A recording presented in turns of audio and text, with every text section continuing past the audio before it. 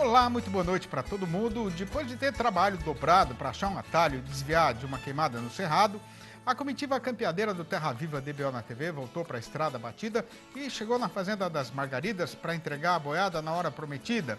E junta agora a peonada para contar a história verdadeira de mais essa jornada que foi vencida, começando esta função com a recitação da prosa brideira do dia.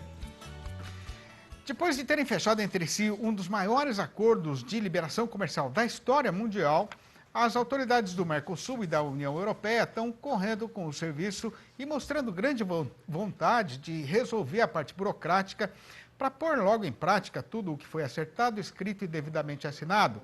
Isso depois de 20 anos de negociação, né?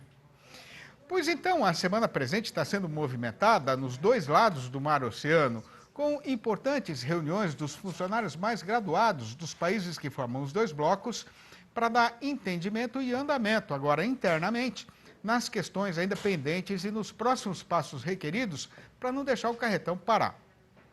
Lá no terreiro deles, a conversa está sendo entre o Comissário Europeu de Agricultura e os ministros do setor nos governos locais, incluindo uns que estão desconfiados e olhando torto para o papelório onde está escrito tudo o que foi combinado, né?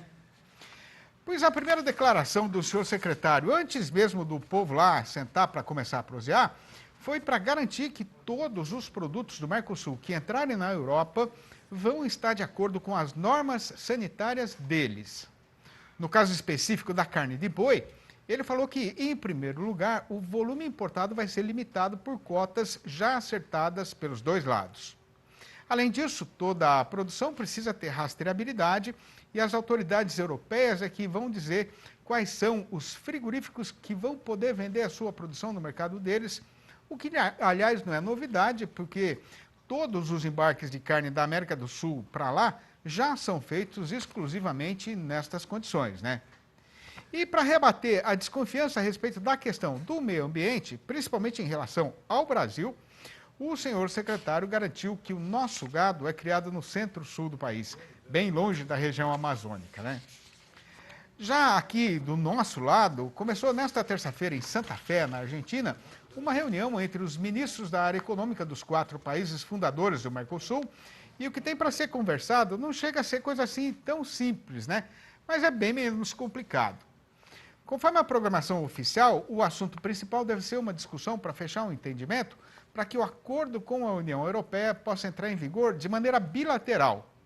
Explicando melhor, né? Em vez de ter de esperar a aprovação dos 4 congressos nacionais, o tratado já passaria a valer num país assim que o seu parlamento tomar uma decisão sobre o assunto, o que poderia ajudar a fazer logo esse trem andar, né? Naturalmente que, pela sua condição de maior exportador de produtos agropecuários do bloco, o maior interessado nessa questão é o Brasil. Mas a ideia também agrada aos outros sócios e deve ser aprovada sem carecer de muita discussão. O companheiro fazendeiro brasileiro tem bem recordação, por ser fato recente e ainda muito presente na rotina do setor leiteiro, que desde o começo deste ano a oferta do produto esmagreceu em praticamente todos os países que são ponteiros neste mercado, tirando os da Europa, né? Apesar desta situação, os preços do leite em pó integral, que é o derivado mais negociado no mundo inteiro, levaram um substancioso tombo de 12% nos 6 últimos leilões da GDT, a Global Dairy Trade, que serve de referência tanto para os exportadores quanto para os importadores em geral. Pois então, para campear uma informação mais segura a respeito de qual deve ser a trajetória futura da cotação no comércio internacional e de como isso vai influenciar o movimento aqui no nosso próprio terreiro, a gente convidou para a nossa entrevista do dia o Dr. João César Rezende, engenheiro agrônomo e pesquisador da Embrapa Gado de Leite, que vai conversar com os produtores do Brasil inteiro, falando ao vivo pelo computador, direto de Juiz de Fora, nas Minas Gerais. Boa noite, doutor João. Obrigado pela sua gentileza de atender a gente. É uma grande satisfação ter a sua participação aqui no nosso programa. Boa noite, Sidney. É um prazer participar do seu programa. Boa noite também a todos os produtores rurais que estão nos ouvindo. É um prazer muito grande estar aqui com vocês. Vamos conversar um pouquinho a respeito do leite, então. Pois é, né, doutor João? Agora, se a produção de leite está caindo no mercado internacional, né, o preço não deveria estar indo para o lado contrário, em vez de pegar o mesmo rumo de ribanceira abaixo, como está acontecendo aí na maioria dos países produtores e exportadores? Ô Sidney, vamos dividir o que aconteceu nesse primeiro semestre de 2019. Nos primeiros 3 meses, existia uma expectativa que, aliás, estava sendo observada uma queda de oferta de leite em todos os países, grandes fornecedores, inclusive a Europa, Estados Unidos, aqui no Mercosul e na Oceania. O que aconteceu? Nesse período aí, os preços subiram. Os preços do leite em pó no mercado internacional, GDT, eles subiram na faixa de $2.700 por tonelada para 3.300 ao final de março. A partir daí, o que aconteceu? Os preços voltaram a subir, mas nesse período aí, o preço subiu em torno de 22% nos primeiros 3 meses. Depois de março, o que aconteceu? A demanda, que não era muito forte já, ela começou a cair na China, principal importador. E também aconteceu que teve um repique de produção na Europa. A Europa, que estava até então caindo a produção, voltou a subir. Então, o que aconteceu com os preços? Os preços que já estavam na faixa de $3.300 a tonelada, voltaram a cair para 2.950, em torno de 2.950. Ou seja, os preços voltaram ao patamar de $3.000. No entanto, eles tinham subido já em torno de 22%. Aí voltaram e caíram 10%, mas continuaram, ou seja, acima do início do ano. E agora, no último leilão que saiu o resultado hoje, o preço já foi para $3.100. Então, está na faixa de $3.000. Então, a queda ela não foi tão acentuada se a gente considerar de janeiro a início de julho, a meados de julho. Tá certo.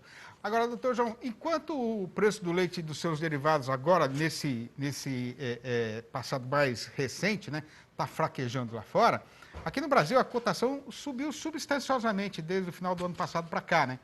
Qual é a explicação para essa diferença aí de comportamento? Vamos lá, Sidney. É o seguinte, o preço que subiu aqui no Brasil nesse primeiro semestre foi os preços aos produtores. Eles subiram quase 20% comparando início de janeiro com final de junho e início de julho.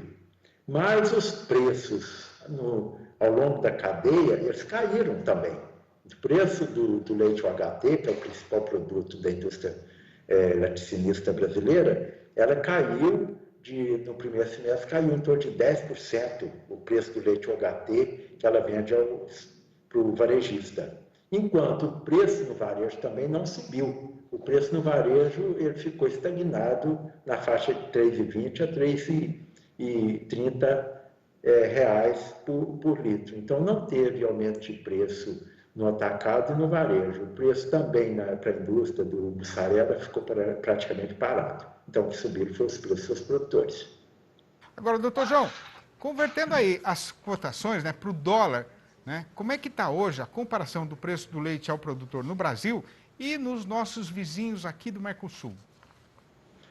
Pois vamos falar dos nossos principais, dos vizinhos nossos que são exportadores de leite. Quais são? Argentina e Uruguai. Então, nós vamos converter o preço do leite pago ao produtor para dólar por litro, né? E para a gente poder comparar. O Brasil, hoje, o produtor está recebendo em torno de 42 centavos de dólar por litro. Os seus colegas produtores argentinos estão recebendo 32 e os produtores do Uruguai estão recebendo em torno de 30. Ou seja, o preço, os nossos produtores estão recebendo um preço bem mais alto do que os produtores da Argentina e do Uruguai. Agora, o resultado dessa diferença de preços é que a importação fica muito interessante para o distribuidor brasileiro, né, doutor João? O que foi que aconteceu nesses meses recentes aí em relação a esse assunto de importação? Pois Sidney, vamos analisar o semestre e dividir ele até março e depois de março para cá. O que aconteceu no primeiro semestre é que realmente o Brasil importou muito leite. Ele, comparando os primeiros 3 meses do trimestre com os 3 primeiros meses do ano passado, o Brasil importou esse ano mais do dobro do que importou ano passado. Já no segundo semestre, o que aconteceu com as importações? Elas caíram. Então, teve realmente um aumento de importação, mas isso aconteceu mais fortemente nos 3 primeiros meses do ano. Segundo semestre já parou, freou um pouco. O que acontece com a indústria? A indústria, nós iniciamos o ano muito eufóricos com a economia, né? Mudança de governo, a gente esperava já um crescimento do PIB de 2,5%, 2,6% em 2019. Só que a partir de janeiro, à medida que foi avançando no semestre, a expectativa foi cada vez caindo mais, né? Hoje nós já estamos trabalhando com uma expectativa de crescimento de 0,8% do PIB e que pode ser até que, dependendo do que acontecer nas reformas do país, o andamento delas, esse crescimento pode ser ainda mais baixo do que 0,8%. Ou seja, o que acontece é que a indústria colocou o pé no freio também. Então, as importações começaram a cair também, embora os preços lá estejam mais baixos do que no Brasil, mas a indústria também não quer arriscar importar muito, mesmo porque tem uma volatilidade muito grande do dólar. Então, a indústria que, se tiver um aumento de dólar aí, a indústria que importou ela vai perder muito. E as vendas no Brasil estão muito fracas. A renda do consumidor não está incentivando ele a comprar muito. Doutor João, rapidamente para a gente arrematar a prosa, né? Isso tudo quer dizer que o produtor brasileiro já pode começar a se preparar para assistir aí uma queda no preço pago pela indústria, pelo produto daqui para frente? Sidney, com certeza vai ter redução de preço ao produtor nesse segundo semestre. Mas isso não é surpresa no segundo semestre, porque o produtor já sabe que no segundo semestre sempre o preço cai. Esse ano pode ser até que o preço caia um pouco mais por alguma questão da economia. A margem da indústria está muito baixa, né? O varejo não está vendendo, não tem espaço para aumentar o preço lá no varejo e a indústria também não tem espaço para aumentar o seu preço de venda para o varejista. Então, o produtor, além da questão sazonal, ainda tem esses pontos aí. O preço do leite deve cair, aliás, já começou a cair nesse segundo semestre. Era de se esperar. Agora, o produtor profissional já sabe, né, que isso sempre acontece. Toda atividade tem o seu momento bom e o seu momento ruim. Então, esse segundo semestre é um momento bom para o produtor refletir um pouco sobre a atividade, melhorar os índices os índices isotérmicos da atividade, procurar reduzir custo, controlar melhor a sua atividade para enfrentar, como sempre acontece, um período de baixa.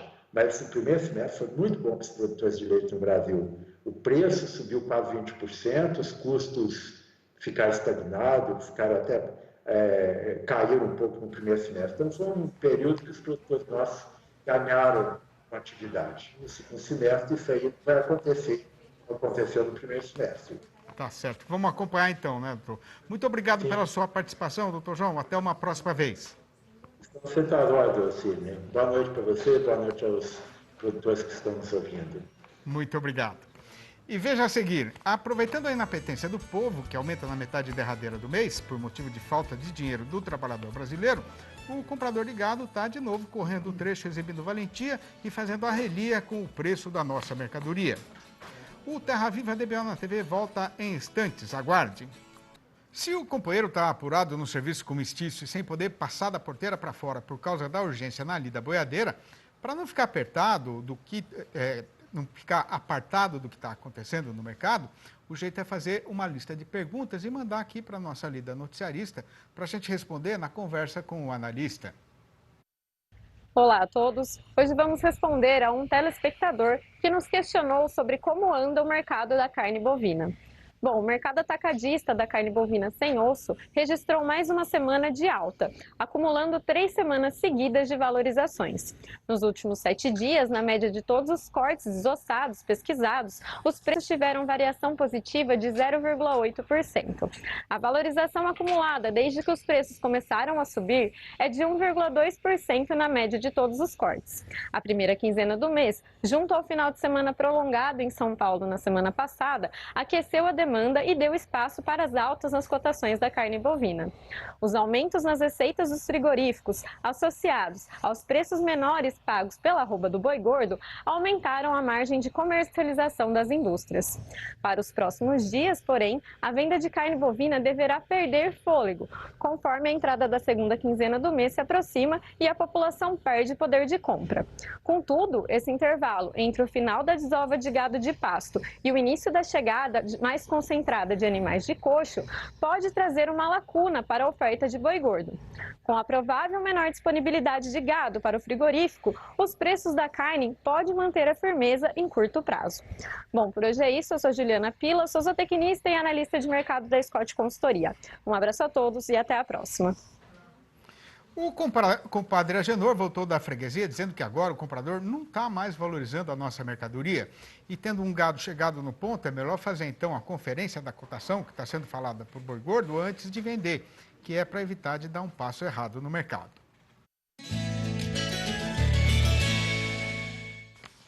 Lá do Baixio do Rio, de novo, está vindo um vento frio, que é para não deixar o companheiro boiadeiro esquecer que, mesmo com o tempo apostando corrida com o cavalo rei dos parelheiros para ver quem é mais ligeiro, o inverno não chegou nem na metade e a boiada ainda tem muito chão para andar nessa estrada até vencer esta estação. E com uma nova queda na temperatura em várias regiões do país, outra vez o comprador está espalhando terror no trecho, dizendo que o mundo vai acabar em geada e tentando fazer o fazendeiro vender por qualquer preço. Além disso, a quinzena derradeira do mês já está estreada e entrada no calendário. Isso quer dizer que, agora, na algibeira do trabalhador brasileiro, só sobrou o cheiro do dinheiro do salário que, tendo criado asas, já voou e foi embora, né? Acontece que, conforme o amigo pecuarista tem bem recordação, na virada de junho para julho, o frigorífico estava com a câmara fria ficando vazia e, para resolver a situação, o dono mandou aumentar uma merrequinha na cotação. O resultado foi que, com isso, conseguiu esticar bem a escala de serviço e diminuir a sua precisão de mercadoria. Ao mesmo tempo, conforme todo mundo já sabia que aconteceria, com a freguesia encolhendo e o povo alongado do balcão do açougue, o preço está caindo no comércio de carne com osso no atacado, com a carcaça casada de macho castrado custando hoje R$ 10,03 o quilo, ou 2,2% a menos do que no começo do mês presente. Aí, no balanço do dia da Scott Consultoria, foram apuradas mudanças nas cotações em 9 das 32 regiões pesquisadas no país inteiro, sendo 7 para baixo e só 2 para cima. Começando então a recitação da lista pela pior notícia, a gente registra que em Barretos e em Araçatuba, aqui no estado de São Paulo, a derriçada foi geral, com o boi sendo derrubado para R$ 155,00 e a vaca para R$ 140,50, a prazo e livre do Fundo Rural.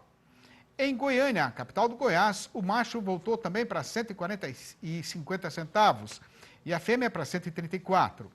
No norte de Mato Grosso, o boi caiu para R$ 138,00 e a vaca para R$ 129. Na Praça Sul Mato Grossense de Dourados, o macho piorou para R$ 143,50. Em Campo Grande, a capital do estado, a fêmea desandou para R$ 130,00.